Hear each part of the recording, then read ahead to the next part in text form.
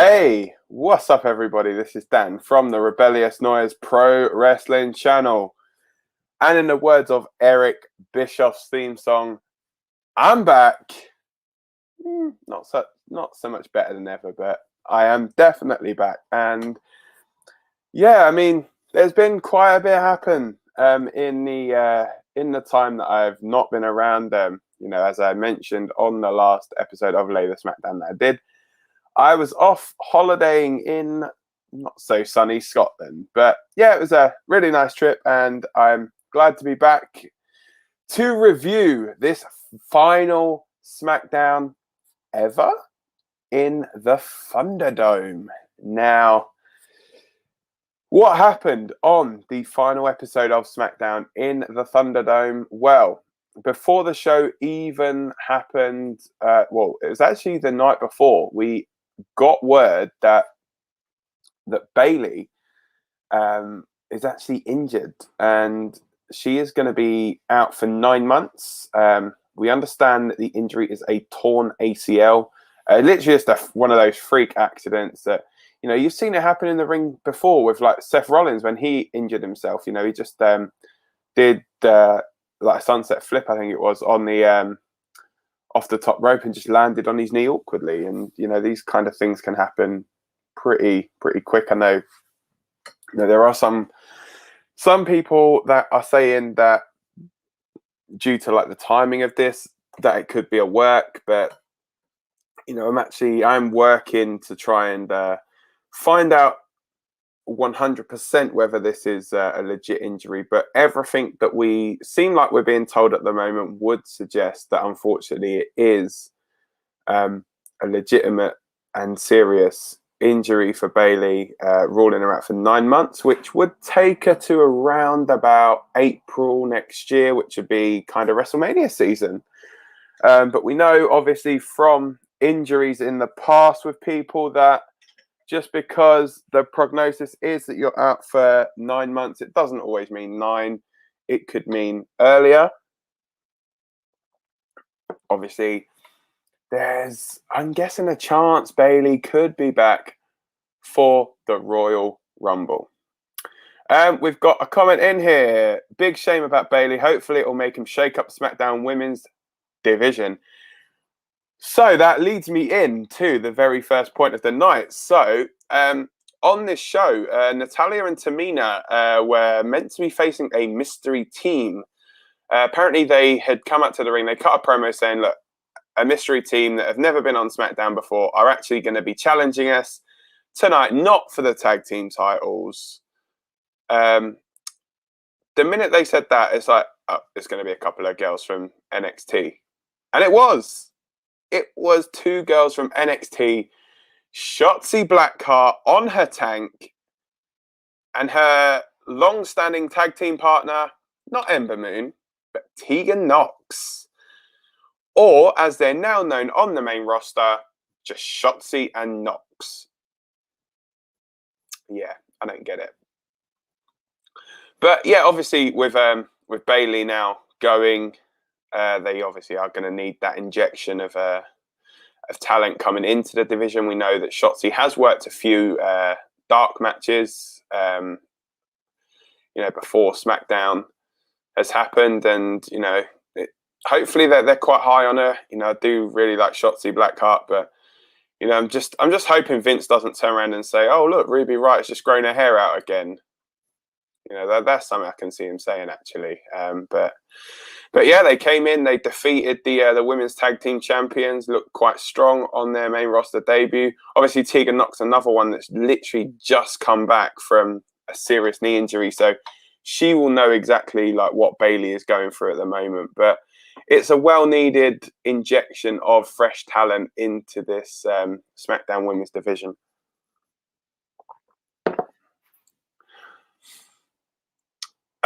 And why not bring her in with Ember, especially as their former tag team? To be fair, I think everyone's former tag team champions down there in NXT at the moment. But I think it's the whole thing. I think Ember Moon, I mean, we've not obviously got any confirmation of this 100% from anywhere, but from when Ember first went down to NXT, I think it was her choice that she wasn't happy with how things were on the main roster. So perhaps it was that they'd offered her that opportunity and she turned it down. But I'd only be speculating at this stage. But yeah, and then obviously sticking with the SmackDown Women's division, we obviously needed to get the a confirmation then of who exactly was going to take Bayley's place in the match at Money in the Bank.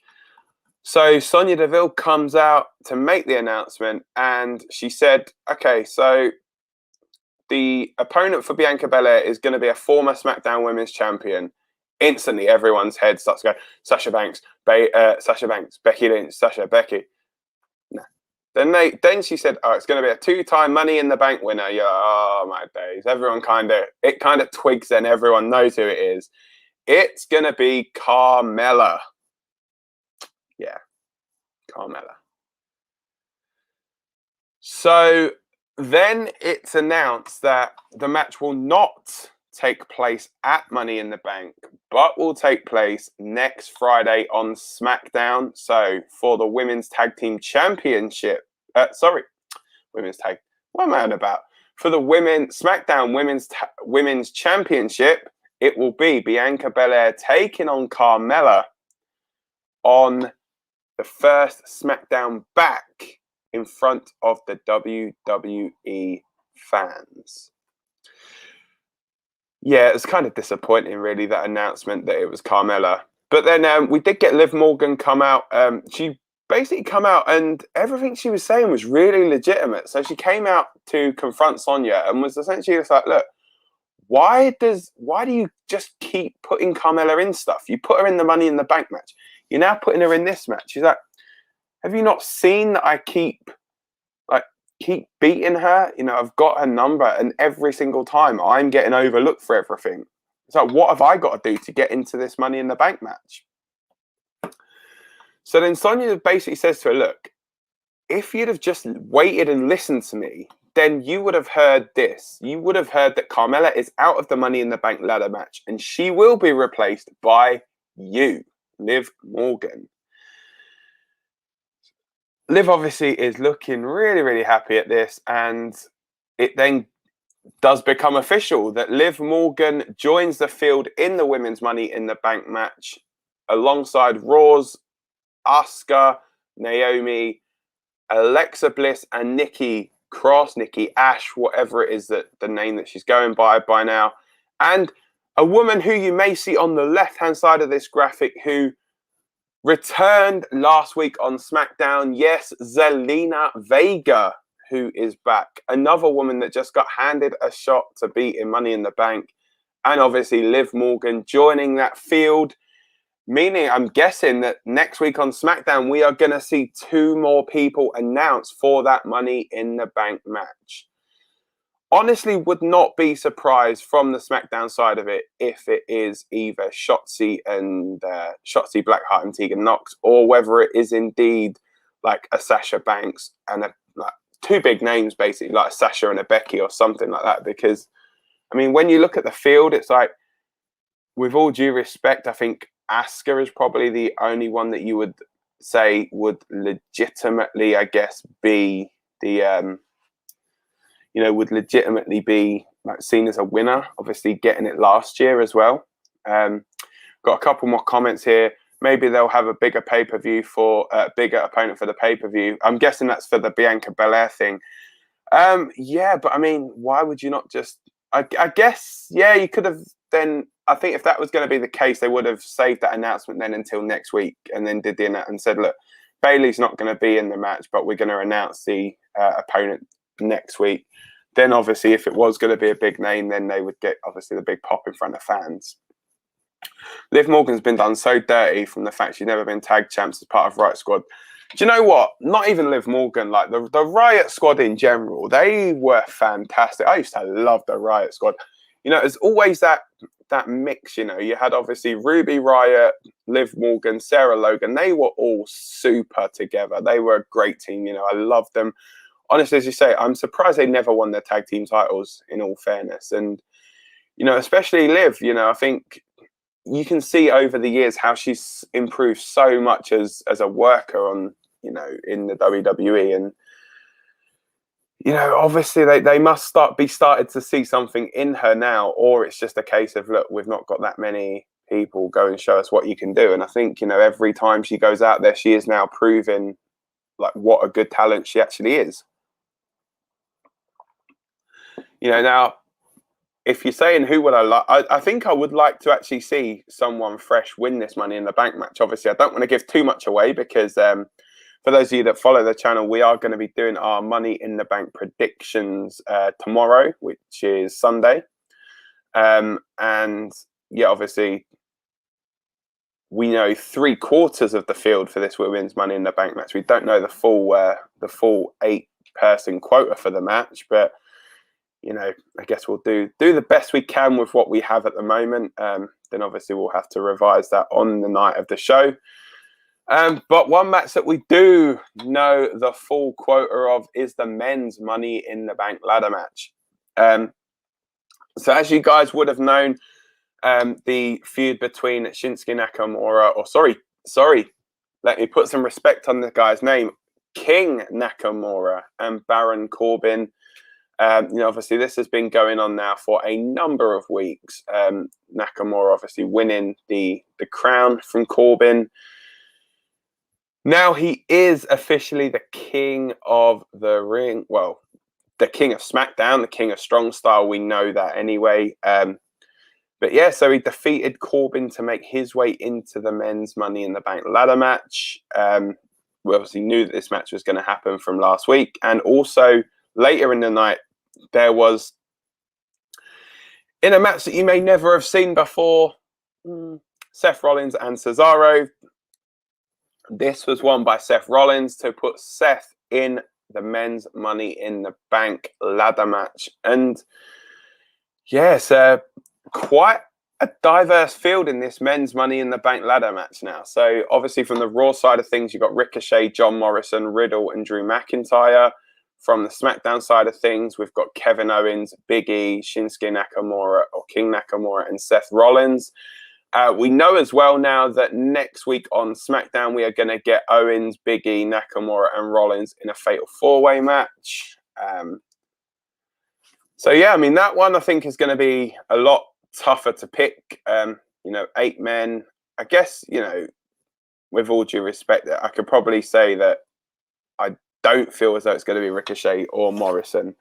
But I feel as though, you know, any of the others would have quite, I guess, quite a legitimate reason to actually go quite far in this ladder match. So, yes, I think it's going to be quite interesting.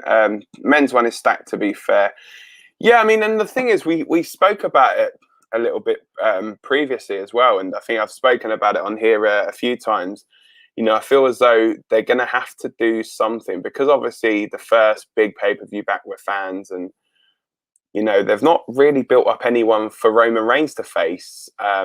Obviously, facing Edge at Money in the Bank, but they're not really building up people for Roman to face. And you know now there's obviously the thing with John Cena. So apparently he's meant to face Cena at SummerSlam, which was the heavily rumored match. It's just been announced apparently that John Cena's going to be filming a movie in August. We don't know exactly when in August that's going to be. So is that going to affect Cena being at SummerSlam?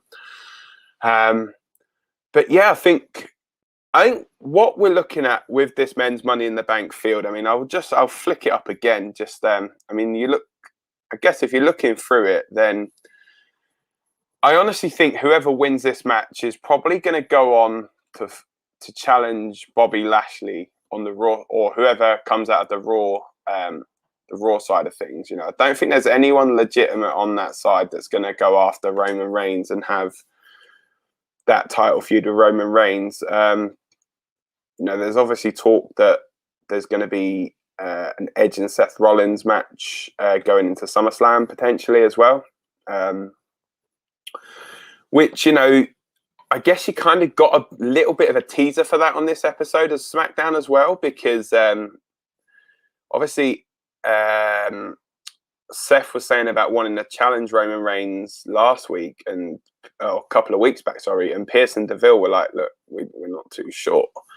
And then Edge just came out to the ring and was like, look, I'm challenging you, blah, blah, blah. And so in the end, obviously Edge got the match, and then he actually said to Rollins on this episode, look, you know, I've done essentially what you couldn't do. I just went in there and I took my opportunity. You know, you're going to just have to like wait for yours, sort of thing.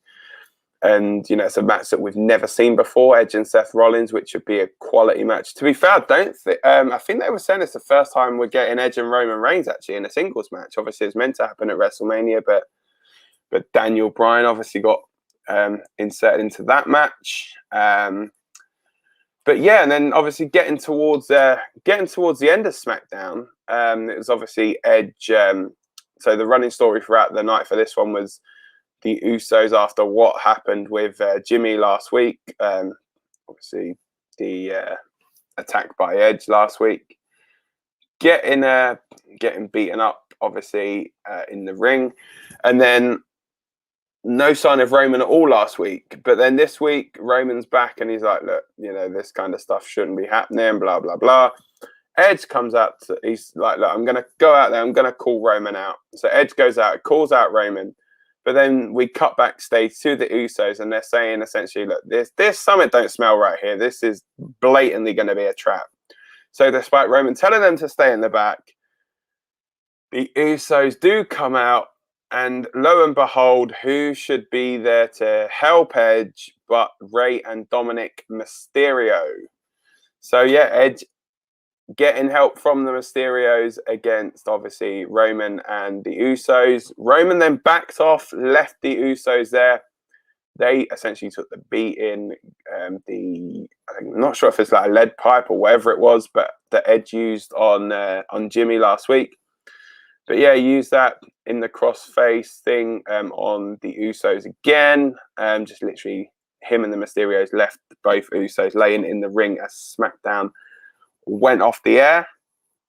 But yeah, obviously we do know it is leading to Edge and Roman Reigns for the Universal Championship at Money in the Bank. Obviously as well, next week we are so looking forward to the return of fans. This is going to be the last the SmackDown on SmackDown that I am going to be doing from the Thunderdome era. Obviously, we've still got Raw on Tuesday that I'm going to be reviewing, where that is going to be the final Raw in front of the Thunderdome. So what have we got here as well? Weird ways of people getting title shots in WWE, and guess Usos versus Mysterios happening. Yeah, I mean, you know, let's not forget as well, the Mysterios are actually still the tag team champions. So, you know, you could possibly get the Usos Mysterios as a tag title match, but then obviously the personal stuff that's gone on with Jimmy Uso, you know, if you've not been seeing the news, Jimmy Uso getting arrested again for a DUI. Not the first time that's happened as well. So, you know, when do you...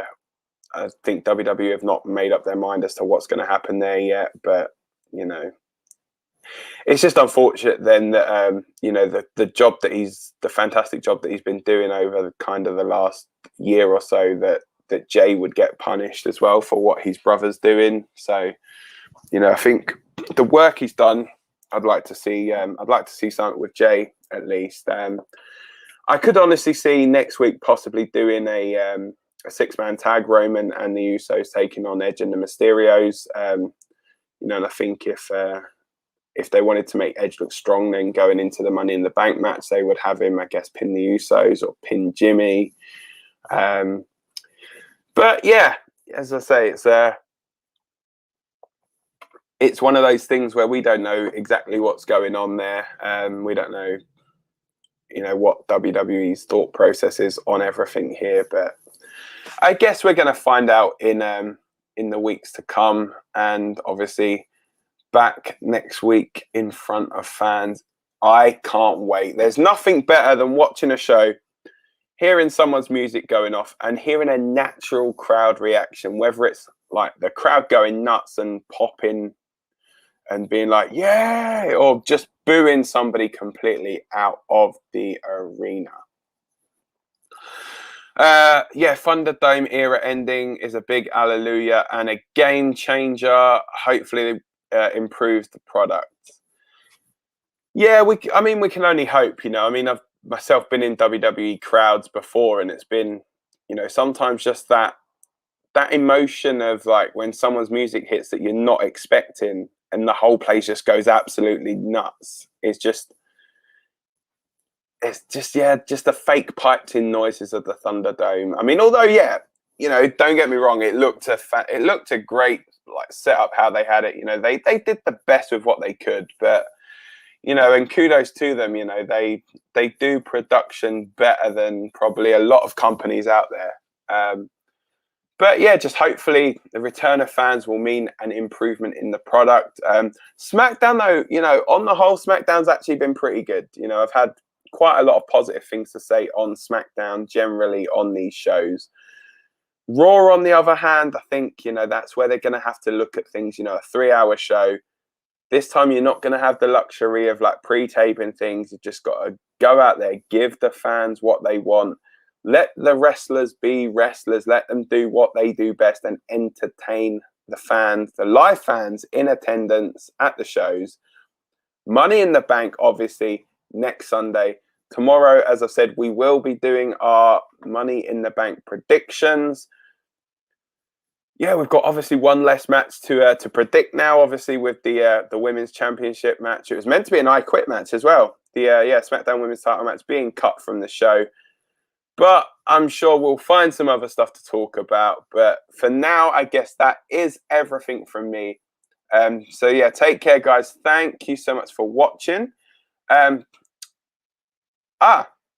Just before I go, one more comment. For me, it's just the apparent lack of wrestlers. They act like they have every show. Seems like they have 8 wrestlers on it. Raw has people wrestling twice.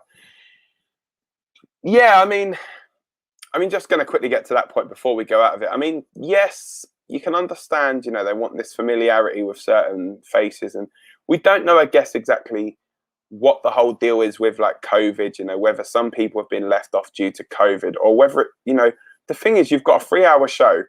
There's nothing stopping you from using like a vast roster of people. You know, even if you're chucking in like, say, 2 6-man tag team matches, you know, help build a couple of storylines. You build up a couple of 6-man tag matches, even if you say have the US champion in one, the tag team champions in another one, it builds up at least a couple of challenges for those titles. So we do know actually though on Monday that we are getting a US title match. That is Sheamus versus Humberto Carrillo. Hopefully neither man will get injured in that. Hopefully Sheamus is a bit more healed up as well. So yeah, so now with that being said, that is eventually the end of Lay the Smackdown. But thank you guys for sticking with us. I will, if you are watching on demand, guys, then don't forget to like, share, and subscribe. And leave your comments in the comment section down below. You can follow us all, don't forget, on Twitter at RMProWrestling, and you can follow me at Dan_RebNoise. For now, that is everything. Take care, guys, and I will see you all very, very soon. Bye for now.